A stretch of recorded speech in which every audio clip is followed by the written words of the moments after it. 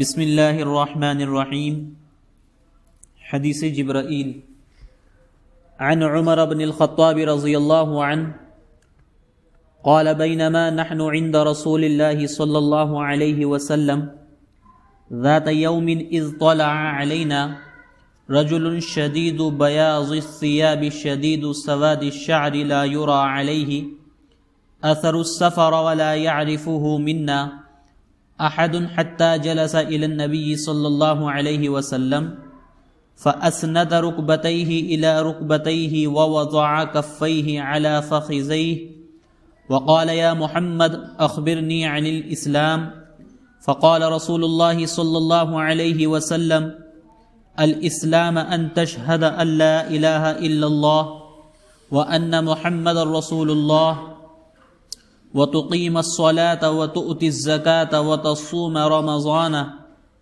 وتحج البيت إن استطعت إليه سبيلا قال صدقت قال فعجبنا له يسأله ويصدقه قال فأخبرني عن الإيمان قال أن تؤمن بالله وملائكته وكتبه ورسله واليوم الآخر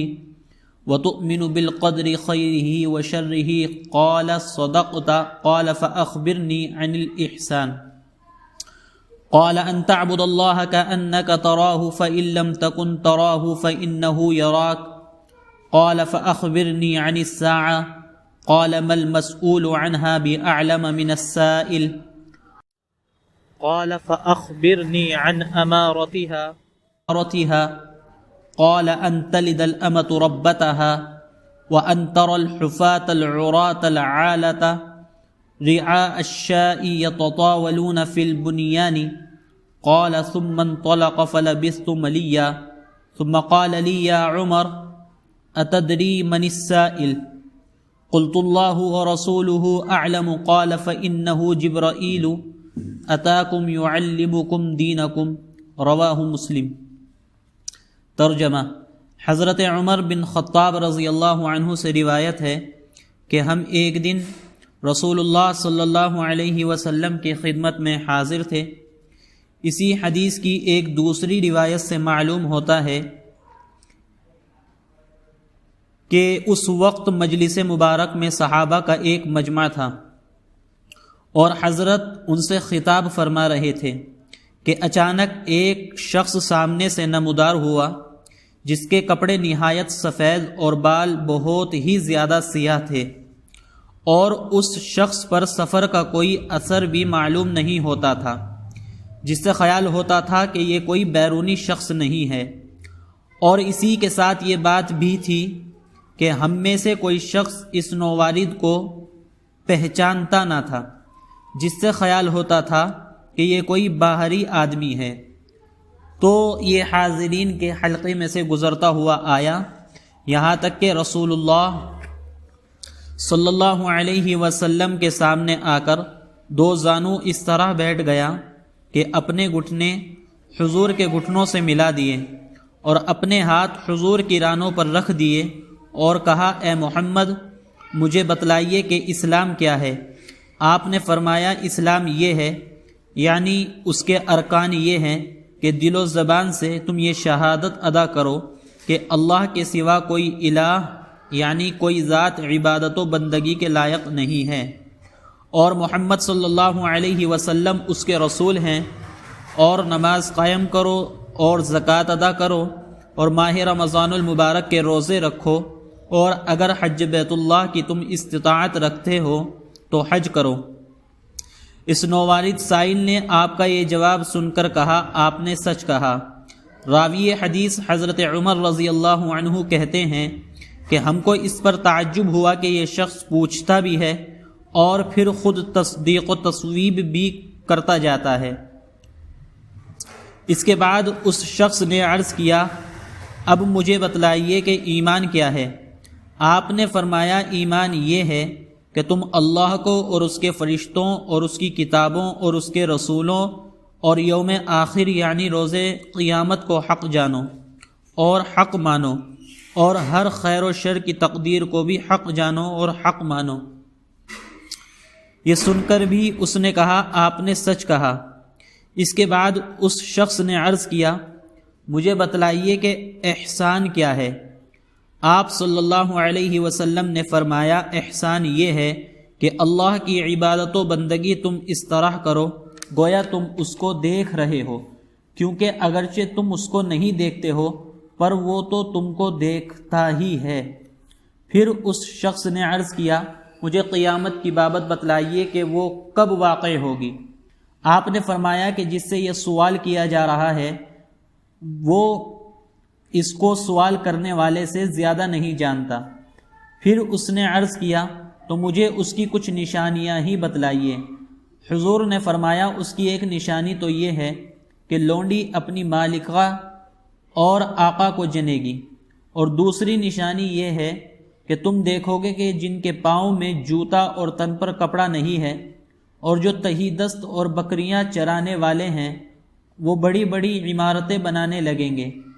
اور اس میں ایک دوسرے پر بازی لے جانے کی کوشش کریں گے۔ حضرت عمر رضی اللہ عنہ کہتے ہیں کہ یہ باتیں کر کے یہ نووارد شخص چلا گیا۔ پھر مجھے کچھ عرصہ گزر گیا تو حضور نے مجھ سے فرمایا اے عمر کیا تمہیں پتہ ہے کہ وہ سوال کرنے والا شخص کون تھا؟ میں نے عرض کیا اللہ اور اس کے رسول ہی زیادہ جاننے والے ہیں۔ آپ نے فرمایا کہ وہ جبرائیل تھے، تمہاری اس مجلس میں اس لیے آئے تھے کہ تم لوگوں کو تمہارا دین سکھا دیں۔ یہ حدیث صحیح مسلم کی ہے اور صحیح بخاری اور مسلم میں یہی واقعہ حضرت ابو ہریرہ رضی اللہ عنہ کی روایت سے بھی مروی ہے۔ اس حدیث پاک میں سائل کے سوال کے جواب میں حضور نے 5 امور کا بیان فرمایا ہے۔ نمبر 1 اسلام، نمبر 2 ایمان، نمبر 3 احسان، نمبر 4 قیامت کے متعلق انتباہ کہ اس کا وقت خاص اللہ کے سوا کسی کے علم میں نہیں، اور نمبر 5 قیامت سے پہلے ظاہر ہونے والی بعض علامات۔ ان 5 چیزوں کے متعلق جو کچھ اس حدیث میں بیان فرمایا ہے وہ تشریح طلب ہے۔ نمبر 1 اسلام۔ اسلام کے اصل معنی ہے اپنے کو کسی کے سپرد کر دینا اور بالکل اسی کے تابع فرمان ہو جانا، اور اللہ کے بھیجے ہوئے اور اس کے رسولوں کے لائے ہوئے دین کا نام اسلام اسی لیے ہے کہ اس میں بندہ اپنے آپ کو بالکل مولا کے سپرد کر دیتا ہے اور اس کی مکمل اطاعت کو اپنا دستور زندگی قرار دے لیتا ہے، اور یہی اصل حقیقت دین اسلام کی اور اسی کا مطالبہ ہے ہم سے۔ فرمایا گیا فَإِلَٰهُكُمْ إِلَٰهٌ وَاحِدٌ فَلَهُ أَسْلِمُوا، تمہارا اللہ وہی الہ واحد ہے لہٰذا تم اسی کے مسلم یعنی مطیع ہو جاؤ۔ اور اسی اسلام کے متعلق فرمایا گیا ہے وَمَنْ أَحْسَنُ دِينًا مِّمَّنْ أَسْلَمَ وَجْهَهُ لِلَّهِ، اور اس سے بہتر کون ہو سکتا ہے جس نے اپنے کو خدا کے سپرد کر دیا اور وہ اس طرح مسلم بندہ ہو گیا۔ اور اسی اسلام کے متعلق اعلان فرمایا گیا ہے وَمَنْ يَبْتَغِ غَيْرَ الْإِسْلَامِ دِينًا فَلَنْ يُقْبَلَ مِنْهُ وَهُوَ فِي الْآخِرَةِ مِنَ الْخَاسِرِينَ، یعنی جس نے اسلام کے سوا کوئی اور دین اختیار کرنا چاہا تو وہ ہرگز قبول نہ ہوگا، اور وہ آدمی آخرت میں بڑے گھاٹے اور ٹوٹے والوں میں سے ہوگا۔ بہرحال اسلام کی اصل روح اور حقیقت یہی ہے کہ بندہ اپنے کو کلی طور پر اللہ کے سپرد کر دے اور ہر پہلو سے اس کا مطیع فرمان بن جائے۔ پھر انبیاء علیہم السلام کی لائی ہوئی شریعتوں میں اس اسلام کے لیے کچھ مخصوص ارکان بھی ہوتے ہیں جن کی حیثیت اس حقیقت اسلام کے پیکر محسوس کی سی ہوتی ہے، اور اس حقیقت کا نشو و نما اور اس کی تازگی بھی انہی سے ہوتی ہے، اور وہ صرف تعبدی امور ہوتے ہیں، اور ظاہری نظر انہی ارکان کے ذریعے فرق و امتیاز کرتی ہے ان لوگوں کے درمیان جنہوں نے اپنا دستور حیات اسلام کو بنایا ہے اور ان کے درمیان جنہوں نے نہیں بنایا ہے۔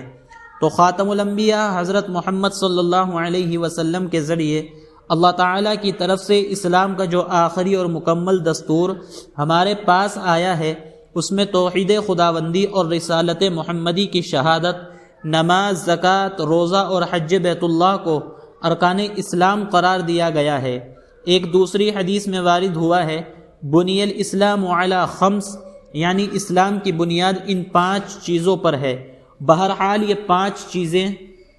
جن کو آپ نے یہاں اس حدیث میں اسلام کے جواب میں بیان فرمایا ارکان اسلام ہیں، اور یہی گویا اسلام کے لیے پیکر محسوس ہیں۔ اسی واسطے اس حدیث میں انہی کے ذریعے اسلام کا تعارف کرایا گیا ہے۔ نمبر 2، ایمان۔ ایمان کے اصل معنی کسی کے اعتبار اور اعتماد پر کسی بات کو سچ ماننے کے ہیں، اور دین کی خاص اصطلاح میں ایمان کی حقیقت یہ ہے کہ اللہ کے پیغمبر ایسی حقیقتوں کے متعلق جو ہمارے حواس اور آلات ادراک کے حدود سے ماوراء ہوں، جو کچھ بتلائیں اور ہمارے پاس جو علم اور جو ہدایت اللہ تعالیٰ کی طرف سے لائیں،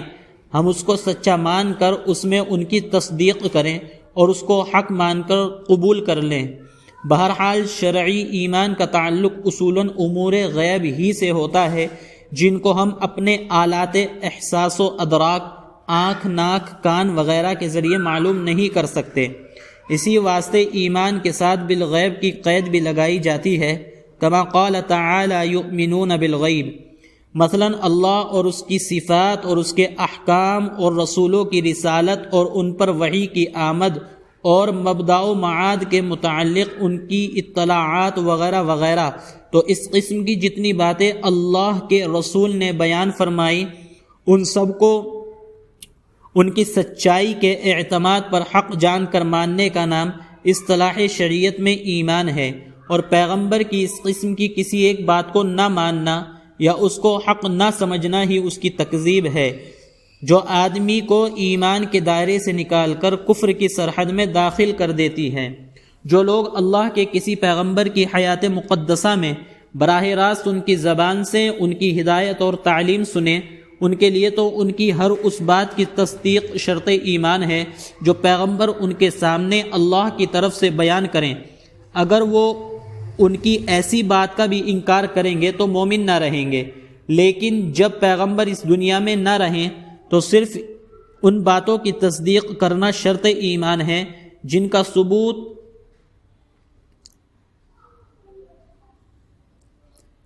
ان پیغمبر سے ایسے یقینی، قطعی اور بدیہی طریقے سے ہو جس میں کسی شک اور شبہ کی گنجائش نہ ہو۔ دین کی ایسی تعلیمات کو خاص علمی اصطلاح میں ضروریات دین کہتے ہیں۔ ان سب پر ایمان لانا شرط ایمان ہے۔ اگر ان میں سے کسی کا بھی کوئی انکار کرے تو مومن نہیں رہے گا، اور اگر وہ پہلے مسلمان تھا تو اسلام سے اس کا رشتہ کٹ جائے گا۔ پس آدمی کے مومن ہونے کے لیے یہ ضروری ہے کہ کل ما جاء به الرسول من عند اللہ کی، یعنی تمام ان چیزوں اور حقیقتوں کی جو اللہ کے پیغمبر اللہ کی طرف سے لائے، تصدیق کی جائے اور ان کو حق مان کر قبول کیا جائے۔ لیکن ان سب چیزوں کی پوری تفصیل معلوم ہونی ضروری نہیں، بلکہ نفس ایمان کے لیے یہ اجمالی تصدیق بھی کافی ہے۔ البتہ کچھ خاص اہم اور بنیادی چیزیں ایسی بھی ہیں کہ ایمانی دائرے میں آنے کے لیے ان کی تصدیق تعین کے ساتھ ضروری ہے۔ چنانچہ حدیث زیر تشریح میں ایمان سے متعلق سوال کے جواب میں جن امور کا ذکر فرمایا گیا ہے، یعنی اللہ، ملائکہ، اللہ کی کتابیں، اللہ کے رسول، روز قیامت اور ہر خیر و شر کی تقدیر، تو ایمانیات میں سے یہ وہی اہم اور بنیادی امور ہیں جن پر تعین کے ساتھ ایمان لانا ضروری ہے، اور اسی واسطے حضور نے ان کا ذکر صراحتاً اور تعین کے ساتھ فرمایا، اور قرآن پاک میں بھی یہ ایمانی امور اسی تفصیل اور تعین کے ساتھ مذکور ہیں۔ سورہ بقرہ کے آخری رکوع میں ارشاد ہے، آمن الرسول بما انزل الیہ من ربہ والمؤمنون کل آمن باللہ وملائکتہ وکتبہ ورسلہ۔ رسول پر جو ہدایت اور تعلیم نازل ہوئی، خود رسول کا بھی اس پر ایمان ہے اور سب مومنوں کا بھی۔ یہ سب ایمان رکھتے ہیں اللہ اور اس کے فرشتوں اور اس کی کتابوں اور اس کے رسولوں پر۔ ومن یکفر باللہ وملائکتہ وکتبہ ورسلہ والیوم الآخر فقد ضل ضلالا بعیدا۔ جو بھی اللہ اور اس کے ملائکہ، اس کی کتابوں اور اس کے رسولوں اور یوم آخر سے کفر کرے یعنی ان پر ایمان نہ لائے وہ بہت ہی زیادہ گمراہ ہو گیا اور گمراہی میں بہت دور نکل گیا۔ ان امور ششگانہ میں سے تقدیر، خیر و شر کا ذکر قرآن پاک میں اگرچہ ان ایمانیات کے ساتھ ان آیات میں نہیں آیا ہے، لیکن دوسرے موقع پر قرآن پاک نے اس کو بھی صراحتاً بیان فرمایا ہے۔ ایک جگہ ارشاد ہے قُلْ كُلٌّ مِّنْ عِنْدِ اللَّهِ، اے پیغمبر آپ اعلان فرما دیجئے کہ ہر چیز خدا کی طرف سے اور اس کے حکم سے ہے۔ فَمَن يُرِدِ اللَّهُ أَن يَهْدِيَهُ يَشْرَحْ صَدْرَهُ لِلْإِسْلَامِ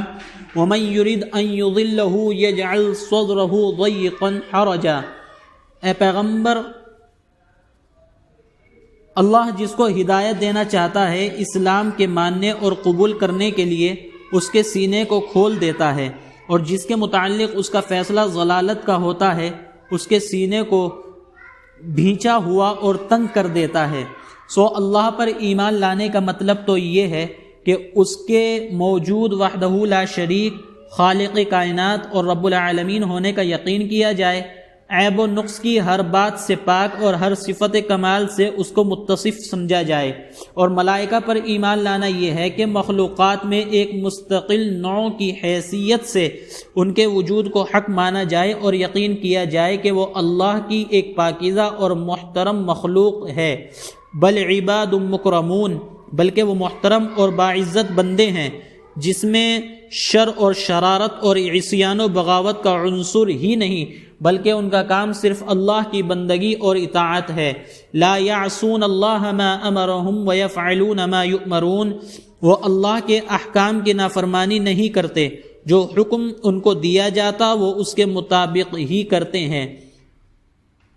ان کے متعلق کام ہیں اور ان کی ڈیوٹیاں یعنی فرائض ہیں جن کو وہ بخوبی انجام دیتے ہیں۔ ملائکہ کے متعلق ایک شبہ اور اس کا جواب۔ ملائکہ کے وجود پر یہ شبہ کہ اگر وہ موجود ہوتے تو نظر آتے سخت جاہلانہ شبہ ہے۔ دنیا میں کتنی ہی چیزیں ہیں جو باوجود موجود ہونے کے ہم کو نظر نہیں آتی۔ کیا زمانہ حال کی خوردبینوں کی ایجاد سے پہلے کسی نے پانی میں، ہوا میں اور خون کے قطرے میں وہ جراثیم دیکھے تھے جن کو خوردبین سے آج ہر آنکھ والا دیکھ سکتا ہے؟ اور کیا کسی آلے سے بھی ہم اپنی روح کو دیکھ پاتے ہیں؟ تو جس طرح ہماری آنکھ خود اپنی روح کو دیکھنے سے اور بغیر خوردبین کے پانی وغیرہ کے جراثیم دیکھنے سے عاجز ہے، اسی طرح فرشتوں کو دیکھنے سے بھی وہ قاصر ہے۔ اور پھر کیا اس کی کوئی دلیل ہے کہ جس چیز کو ہم اپنی آنکھوں سے نہیں دیکھ سکتے وہ موجود نہیں ہو سکتی؟ کیا ہماری آنکھوں اور ہمارے حواس نے کل عالم موجودات کا احاطہ کر لیا ہے؟ ایسی بات خاص کر اس زمانے میں جب کہ روز روز نئے انکشافات ہو رہے ہیں کوئی بڑا احمق ہی کہہ سکتا ہے۔ دراصل انسان کا علم اور اس کے علمی ذرائع بہت ہی ناقص اور محدود ہیں۔ اسی کو قرآن مجید میں فرمایا گیا ہے وَمَا أُوتِيتُم مِّنَ الْعِلْمِ إِلَّا قَلِيلًا، اور اللہ کی کتابوں پر ایمان لانے کا مطلب یہ ہے کہ یقین کیا جائے کہ اللہ پاک نے اپنے رسولوں کے ذریعے وقتاً فوقتاً ہدایت نامے بھیجے۔ ان میں سب سے آخر اور سب کا خاتم قرآن مجید ہے جو پہلی سب کتابوں کا مصدق اور مہیمن بھی ہے، یعنی ان کتابوں میں جتنی ایسی باتیں تھیں جن کی تعلیم و تبلیغ ہمیشہ اور ہر زمانے میں ضروری ہوتی ہے وہ سب اس قرآن میں لے لی گئی ہیں۔ گویا یہ تمام کتب سماویہ کے ضروری مضامین پر حاوی اور سب سے مستغنی کر دینے والی خدا کی آخری کتاب ہے، اور چونکہ وہ کتابیں اب محفوظ بھی نہیں رہی اس لیے اب صرف یہی کتاب ہدایت ہے جو سب کے قائم مقام اور سب سے زیادہ مکمل ہے، اور زمانہ آخر تک اس کی حفاظت کی ذمہ داری اسی لیے خود اللہ تعالی نے لی ہے۔ انا نحن نزلنا الذکر وانا له لحافظون، اور اللہ کے رسولوں پر ایمان لانا یہ ہے کہ اس واقعہ حقیقت کا یقین کیا جائے کہ اللہ نے اپنے بندوں کی ہدایت اور رہنمائی کے لیے وقتاً فوقتاً اور مختلف علاقوں میں اپنے برگزیدہ بندوں کو اپنی ہدایت اور اپنی رضامندی کا دستور دے کر بھیجا ہے، اور انہوں نے پوری امانت و دیانت کے ساتھ خدا کا وہ پیغام بندوں کو پہنچا دیا اور لوگوں کو راہ راست پر لانے کی پوری کوشش کی۔ یہ سب پیغمبر اللہ کے برگزیدہ اور صادق بندے تھے۔ ان میں سے چند کے نام اور کچھ حالات بھی قرآن کریم میں ہم کو بتلائے گئے ہیں اور بہت سو کے نہیں بتلائے گئے۔ منہم من قصصنا علیک ومنہم من لم نقصص علیک۔ بہرحال خدا کے ان سب رسولوں کی تصدیق کرنا اور بحیثیت پیغمبری ان کا پورا احترام کرنا ایمان کے شرائط میں سے ہے، اور اسی کے ساتھ اس پر بھی ایمان لانا ضروری ہے کہ اللہ نے اس سلسلہ نبوت و رسالت کو حضرت محمد صلی اللہ علیہ وسلم پر ختم کر دیا۔ آپ خاتم الانبیاء اور خدا کے آخری رسول ہیں، اور اب قیامت تک پیدا ہونے والے انسانوں کے لیے نجات و فلاح آپ ہی کی اتباع اور آپ ہی کی ہدایت کی پیروی میں ہے۔ صلی اللہ وسلم علیہ وعلی سائر الانبیاء والمرسلین وعلی کل من اتبعہم بإحسان الی یوم الدین۔ اور ایمان بالیوم الآخر یہ ہے کہ اس حقیقت کا یقین کیا جائے کہ یہ دنیا ایک دن قطعی طور پر فنا کر دی جائے گی، اور اس کے بعد اللہ تعالیٰ اپنی خاص قدرت سے پھر سارے مردوں کو جلائے گا، اور یہاں جس نے جیسا کچھ کیا ہے اسی کے مطابق جزا یا سزا دی جائے گی۔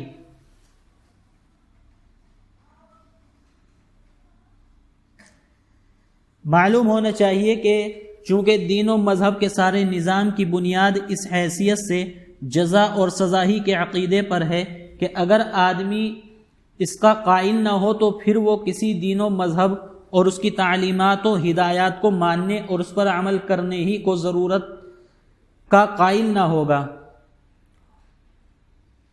اور اس کی تعلیمات و ہدایات کو ماننے اور اس پر عمل کرنے ہی کی ضرورت کا قائل نہ ہوگا۔ اس لیے ہر مذہب میں چاہے وہ انسانوں کا خود ساختہ ہو یا اللہ کا بھیجا ہوا ہو، جزا و سزا کو بطور بنیادی عقیدے کے تسلیم کیا گیا ہے۔ پھر انسانی دماغوں کے بنائے ہوئے مذاہب میں اس کی شکل، تناسخ وغیرہ تجویز کی گئی ہے، لیکن خدا کی طرف سے آئے ہوئے ادیان و مذاہب کل کے کل اس پر متفق ہیں کہ اس کی صورت وہی حشر و نشر کی ہوگی جو اسلام بتلاتا ہے، اور قرآن پاک میں اس پر اس قدر استدلالی روشنی ڈالی گئی ہے کہ کوئی اعلیٰ درجے کا احمق اور انتہائی قسم کا ناسمجھ ہی ہوگا جو ان قرآنی دلائل و براہین کے سامنے آ جانے کے بعد بھی حشر و نشر اور بعث بعد الموت کو ناممکن اور محال یا مستبعد بھی کہے۔ اور ایمان بالقدر یہ ہے کہ اس بات پر یقین لایا جائے اور مانا جائے کہ دنیا میں جو کچھ بھی ہو رہا ہے، خواہ وہ خیر ہو یا شر، وہ سب اللہ کے حکم اور اس کی مشیت سے ہے، جس کو وہ پہلے ہی طے کر چکا ہے۔ ایسا نہیں ہے کہ وہ تو کچھ اور چاہتا ہو اور دنیا کا یہ کارخانہ اس کی منشا کے خلاف اور اس کی مرضی کے علی الرغم چل رہا ہو۔ ایسا ماننے میں خدا کی انتہائی عاجزی اور بیچارگی لازم آئے گی۔ یہاں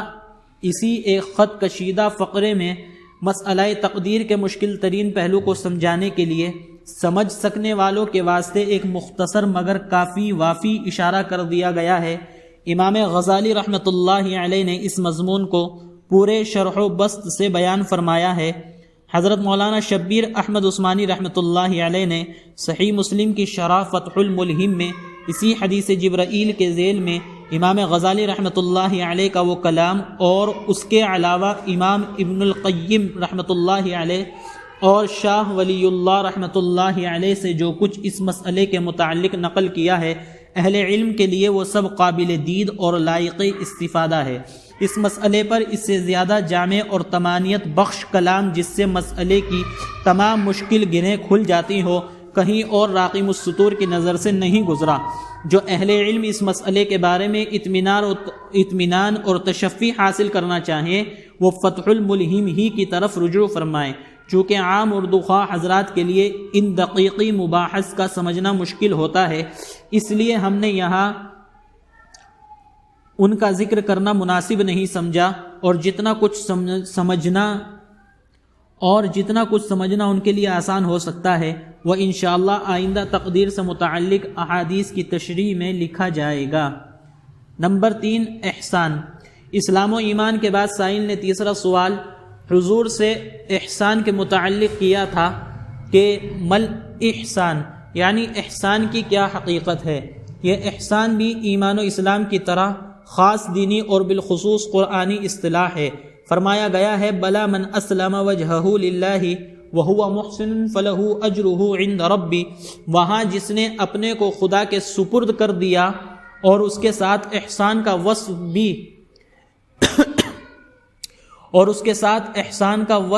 بھی اس میں ہوا تو اس کے رب کے پاس اس کے لیے خاص اجر ہے۔ اسی طرح دوسری جگہ فرمایا گیا ہے وَمَنْ أَحْسَنُ دِينًا مِّمَّنْ أَسْلَمَ وَجْهَهُ لِلَّهِ وَهُوَ مُحْسِنٌ، اور اس سے اچھا دین میں کون ہو سکتا ہے جس نے اپنے کو خدا کے سپرد کر دیا اور ساتھ ہی وہ محسن یعنی صاحب احسان بھی ہے۔ ہماری زبان اور ہمارے محاورے میں تو احسان کے معنی کسی کے ساتھ اچھا سلوک کرنے کے ہیں، لیکن یہاں جس احسان کا ذکر ہے وہ اس کے علاوہ ایک خاص اصطلاح ہے، اور اس کی حقیقت وہی ہے جو حدیث زیر تشریح میں حضور نے بیان فرمائی، یعنی خدا کی بندگی اس طرح کرنا جیسا کہ وہ قہار و قدوس اور ذوالجلال والجبروت ہماری آنکھوں کے سامنے ہے اور گویا ہم اس کو دیکھ رہے ہیں۔ اس کو یوں سمجھیے کہ غلام ایک تو اپنے آقا کے احکام کی تعمیل اس وقت کرتا ہے جبکہ وہ اس کے سامنے موجود ہو اور اس کو یقین ہو کہ وہ مجھے اچھی طرح دیکھ رہا ہے، اور ایک رویہ اس کا اس وقت ہوتا ہے جبکہ وہ آقا کی غیر موجودگی میں کام کرتا ہے۔ عموماً ان دونوں وقتوں کے طرز عمل میں فرق ہوتا ہے، اور عام طور سے یہی ہوتا ہے کہ جس قدر دلی دھیان اور محنت اور خوبصورتی کے ساتھ وہ آقا کی آنکھوں کے سامنے کام کرتا اور جس خوش اسلوبی سے اس وقت وظائف خدمت کو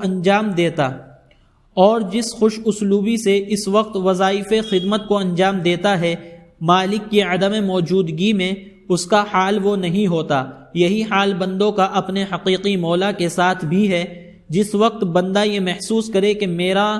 وہ مولا حاضر و ناظر ہے، میرے ہر کام بلکہ میری ہر حرکت اور ہر سکون کو دیکھ رہا ہے، تو اس کی ایک خاص کیفیت اور اس کی بندگی میں ایک خاص شان نیاز مندی ہوگی جو اس وقت میں نہیں ہو سکتی جب کہ اس کا دل اس تصور کو اس احساس سے خالی ہو۔ تو احسان یہی ہے کہ اللہ کی بندگی اس طرح کی جائے گویا کہ وہ ہماری آنکھوں کے سامنے ہے اور ہم اس کے سامنے ہیں اور وہ ہم کو دیکھ رہا ہے۔ یہی مطلب ہے اس حدیث میں حضور اکرم صلی اللہ علیہ وسلم کے اس ارشاد کا، ان تعبد اللہ کأنک تراہ فإن لم تکن تراہ فإنہ یراک۔ احسان اس کا نام ہے کہ تم اللہ کی بندگی اس طرح کرو گویا کہ اس کو دیکھ رہے ہو، کیونکہ اگرچہ تم اس کو نہیں دیکھتے ہو مگر وہ تم کو دیکھتا ہی ہے۔ حدیث کے اس ٹکڑے کا ایک اور مطلب بھی بیان کیا گیا ہے، بلکہ وہی زیادہ مشہور ہے، اور وہ یہ ہے کہ عبادت کرو اللہ کی اس طرح کہ گویا تم اس کو دیکھ رہے ہو۔ پس اگر یہ مقام مشاہدہ حق کا تمہیں حاصل نہ ہو تو پھر عبادت کرو اس طرح اور اس تصور کے ساتھ کہ وہ تمہیں دیکھ رہا ہو۔ جو حضرات حضور کے اس ارشاد کا یہ مطلب لیتے ہیں ان کے نزدیک اس میں عبادت کے دو درجوں کی طرف اشارہ کیا گیا ہے۔ ایک یہ کہ عبادت مشاہدہ حق کے ساتھ جو مقام ہے عرفائے کاملین کا، اور دوسرے یہ کہ عابد عبادت اس تصور کے ساتھ کرے کہ میں اللہ کے سامنے ہوں اور وہ مجھے دیکھ رہا ہو۔ یہ مقام ہے درجہ دوم کے عابدوں اور عارفوں کا۔ یہ مطلب اگرچہ بعض بڑے اور مشہور ترین شارحین حدیث نے بھی بیان کیا ہے، لیکن بخیال ناقص حدیث کے الفاظ اس کو ادا نہیں کرتے۔ اور اقرب وہی مطلب ہے جس کو اس ناچیز نے ترجمے میں اختیار کیا ہے، اور امام نووی نے شرح مسلم میں، نیز علامہ سندی نے حواشی صحیح بخاری میں اسی کو اختیار کیا ہے، اور اس کی بنا پر رسول اللہ صلی اللہ علیہ وسلم کے اس ایثار کا حاصل یہ ٹھہرا ہے کہ احسان یہ ہے کہ تم اللہ کی بندگی اس طرح کرو جیسے کہ اس کو دیکھ رہے ہو، کیونکہ اگرچہ تم اس کو دیکھتے نہیں ہو مگر وہ تو تم کو دیکھتا ہی ہے، اور جب وہ تم کو دیکھ رہا ہو تو پھر عبادت اور بندگی ایسی ہی ہونی چاہیے جیسے کہ مولا کے سامنے ہوتے ہوئے ہونی چاہیے، کیونکہ غلام آقا کے سامنے ہوتے ہوئے اسی لیے تو کام اچھی طرح کرتا ہے کہ وہ آقا اس کو دیکھتا ہوتا ہے۔ بہرحال حسن عبادت میں اصل مؤثر مولا کا بندے کو دیکھنا ہے،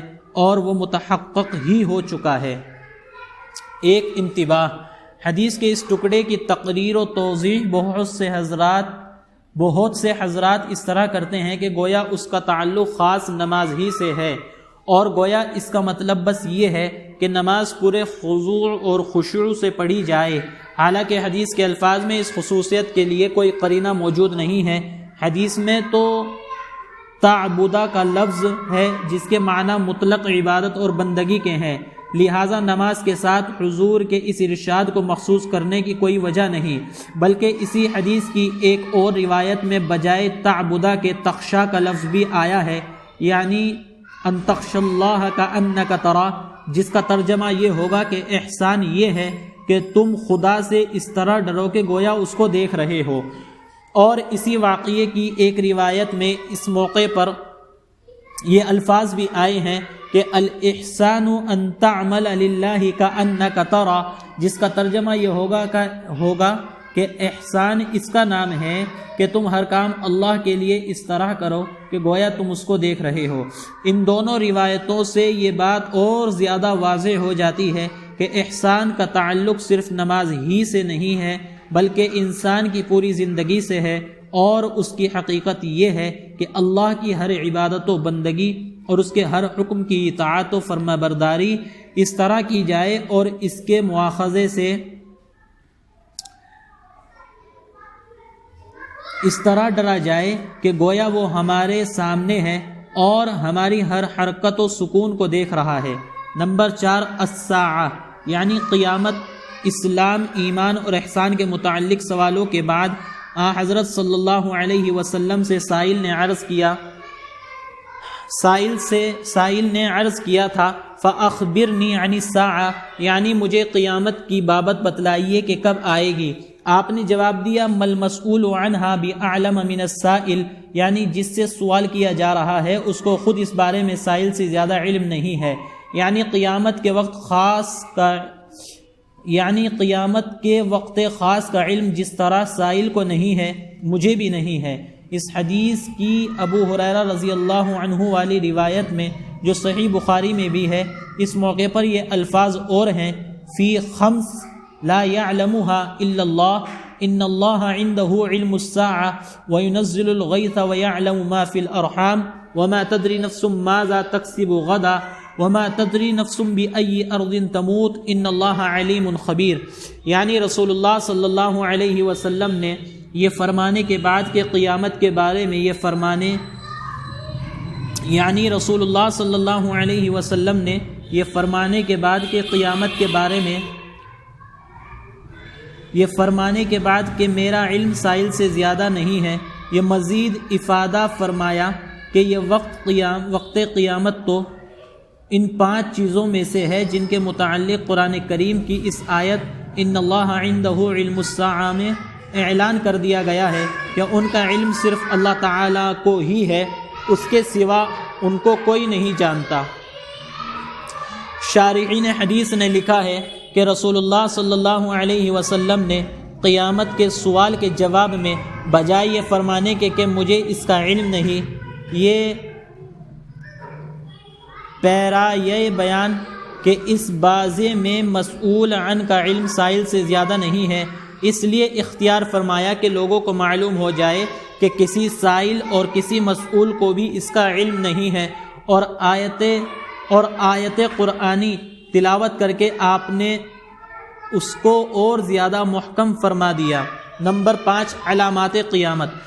وقت قیامت کے متعلق مذکورہ بالا جواب پانے کے بعد سائل نے حضور سے عرض کیا تھا کہ فَأَخْبِرْنِي عَنْ أَمَارَاتِهَا، مجھے قیامت کی کچھ نشانیاں ہی بتلائیے۔ اس کے جواب میں حضور نے دو خاص نشانیاں بیان فرمائی، ایک یہ کہ لونڈی اپنی مالکہ اور آقا کو جنے گی، اور دوسری یہ کہ نادار اور ننگے اور بھوکے لوگ جن کا کام بکریاں چرانا ہوگا وہ بھی بڑی بڑی شاندار عمارتیں بنائیں گے۔ پہلی جو نشانی آپ نے بیان فرمائی اس کا مطلب شارحین حدیث نے کئی طرح سے بیان کیا ہے۔ راقم کے نزدیک سب سے زیادہ راجح توجیہ یہ ہے کہ قرب قیامت میں ماں باپ کی نافرمانی عام ہو جائے گی، حتیٰ کہ لڑکیاں جن کی خصلت میں ماؤں کی اطاعت اور وفاداری کا عنصر بہت غالب ہوتا ہے اور جن سے ماں کے مقابلے میں سرکشی بظاہر بہت ہی مشکل اور مستبعد ہے، وہ بھی نہ صرف یہ کہ ماؤں کے مقابلے میں نافرمان ہو جائیں گی بلکہ الٹی اس طرح ان پر حکومت چلائیں گی جس طرح ایک مالکہ اور سیدہ اپنی زرخرید باندی پر حکومت کرتی ہے۔ اسی کو حضرت نے اس عنوان سے تعبیر فرمایا ہے کہ عورت اپنی مالکہ اور آقا کو جنے گی، یعنی عورت سے جو لڑکی پیدا ہوگی وہ بڑی ہو کر خود اس ماں پر اپنی حکومت چلائے گی، اور کوئی شک نہیں کہ اس نشانی کے ظہور کی ابتدا ہو چکی ہے۔ اور دوسری جو نشانی حضرت نے بیان فرمائی کہ بھوکے ننگے اور بکریوں کے چرانے والے اونچے اونچے محل بنوائیں گے، تو یہ اس طرف اشارہ ہے کہ قرب قیامت میں دنیاوی دولت اور بالا تری ان اراذل کے ہاتھوں میں آئے گی جو ان کے اہل نہ ہوں گے، اور ان کو بس اونچے اونچے شاندار محل بنوانے سے شغف ہوگا، اور اسی کو وہ سرمایہ فخر و مباحات سمجھیں گے اور اس میں اپنی اولو العزمی دکھائیں گے اور ایک دوسرے پر بازی لے جانے کی کوشش کریں گے۔ ایک دوسری حدیث میں اسی مضمون کو ان الفاظ میں بیان فرمایا گیا ہے، اذا وسد الامر الى غیر اہلہ فانتظر الساعہ، یعنی جب حکومتی اختیارات اور مناصب و معاملات نااہلوں کے سپرد ہونے لگیں تو پھر قیامت کا انتظار کرو۔ زیر تشریح حدیث کے آخر میں ہے کہ اس سائل کے چلے جانے کے بعد حضور نے بتلایا کہ یہ سائل جبرائیل امین تھے، اور اس لیے سائل بن کر آئے تھے کہ اس سوال و جواب کے ذریعے صحابہ کو دین کی تعلیم و تذکیر ہو جائے۔ اس حدیث کی بعض روایات میں یہ تصریح بھی ہے کہ حضرت جبرائیل علیہ السلام کی یہ آمد اور گفتگو رسول اللہ صلی اللہ علیہ وسلم کی عمر شریف کے آخری حصے میں ہوئی تھی۔ گویا 23 سال کی مدت میں جس دین کی تعلیم مکمل ہوئی تھی، اللہ تعالیٰ کی رحمت نے چاہا کہ جبرائیل کے ان سوالات کے جواب میں رسول اللہ صلی اللہ علیہ وسلم کی زبان مبارک سے پورے دین کا خلاصہ اور لب لباب بیان کرا کے صحابہ کے علم کی تکمیل کر دی جائے اور ان کو اس امانت کا امین بنا دیا جائے۔ واقعہ یہ ہے کہ دین کا حاصل بس 3 ہی باتیں ہیں۔ نمبر 1 یہ کہ بندہ اپنے کو بالکل اللہ تعالیٰ کا مطیع اور فرما بردار بنا دے اور اس کی بندگی کو اپنی زندگی بنا لے، اور اسی کا نام اسلام ہے، اور ارکان اسلام اسی حقیقت کے مظاہر ہیں۔ نمبر 2 ان اہم غیبی حقیقتوں کو مانا جائے اور ان پر یقین کیا جائے جو اللہ کے پیغمبروں نے بتلائی اور جن کو ماننے کی دعوت دی، اور اسی کا نام ایمان ہے۔ نمبر 3 اور اللہ نصیب فرمائے تو اسلام و ایمان کی منزلیں طے کر لینے کے بعد تیسری اور آخری تکمیلی منزل یہ ہے کہ اللہ تعالیٰ کی ہستی کا ایسا استحضار اور دل کو مراقبہ حضور و شہود کی ایسی کیفیت نصیب ہو جائے کہ اس کے احکام کی تعمیل اور اس کی فرما برداری اور بندگی اس طرح ہونے لگے کہ گویا اپنے پورے جمال و جلال کے ساتھ وہ ہماری آنکھوں کے سامنے ہے اور ہم کو دیکھ رہا ہے، اور اسی کیف و حال کا نام احسان ہے۔ اسی طرح اس سوال و جواب میں گویا پورے دین کا خلاصہ اور عطر آ گیا، اور اسی لیے اس حدیث کو علماء نے ام السنہ بھی کہا ہے۔ گویا جس طرح قرآن مجید کے تمام اہم مطلب اور مضامین پر بالا جمال حاوی ہے،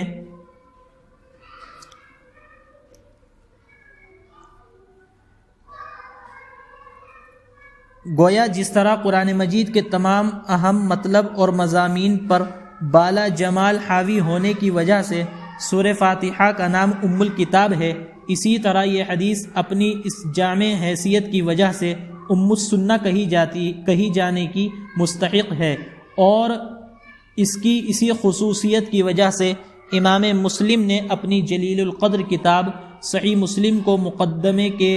بعد اسی حدیث سے شروع کیا ہے، اور امام بغوی نے بھی اپنی دونوں تالیفوں مصابیح اور شرح السنہ کا آغاز اسی حدیث سے کیا ہے۔ یہ حدیث حضرت عمر رضی اللہ عنہ کی روایت سے جس طرح کہ یہاں نقل کی گئی ہے صحیح مسلم میں ہے، اور صحیح مسلم اور صحیح بخاری دونوں میں حضرت ابو ہریرہ رضی اللہ عنہ کی روایت سے بھی یہ واقعہ مروی ہے، اور دوسری کتب حدیث میں اور بھی چند صحابہ کرام سے یہ واقعہ روایت کیا گیا ہے۔ اللہ تعالی عمل کی توفیق عطا فرمائے،